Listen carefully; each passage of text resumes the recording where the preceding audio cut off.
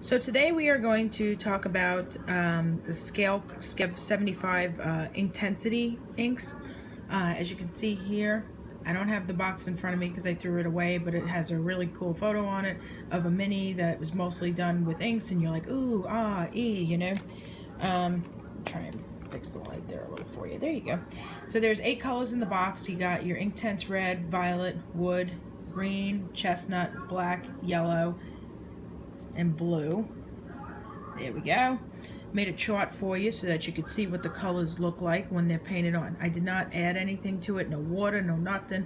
I just did it straight, you know, into the palette and painted it on paper so that you can see what they look like. And as you can see here, the colors are really bright, really vivid, nice and intense. And so I'm going to do a couple of experiments using you know, just the inks themselves, and then I'm going to try it with additive, and we're going to see what we get. So let's see how we do. So with the Scale 75 Inktensity, I started off by trying Inktense wood on these ret guys with hair, and I was trying to see if I used the ink how it would look for hair, and it dries really glossy so far. So then my next experiment, I'm going to try using it for some terrain for my slaughterpriest, but I'm going to add flatitive, and I'm going to see how that comes out and let you know.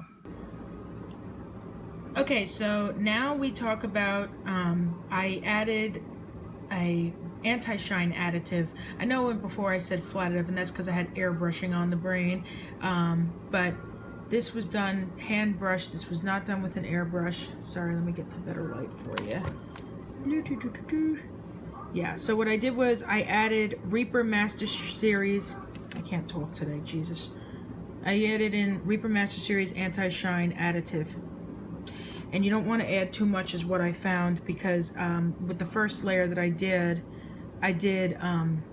chestnut ink, or Inktense chestnut, sorry, and I added in quite a bit of additive, and it ended up coming out all like with whitish spots and stuff like that.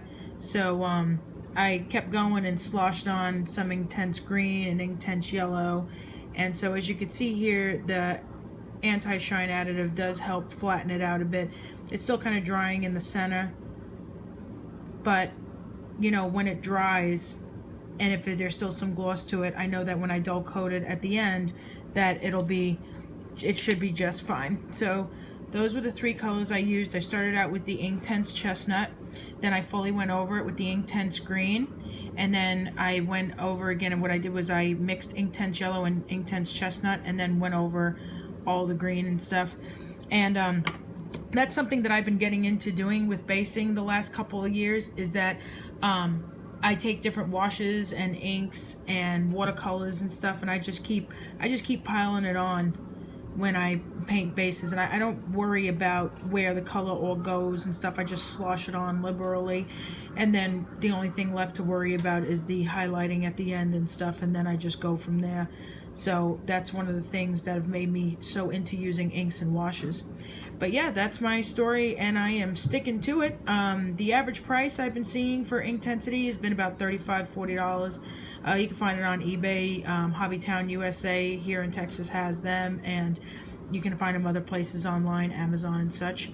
And be sure to follow us, share, comment, subscribe, and all that good stuff. Tell your friends.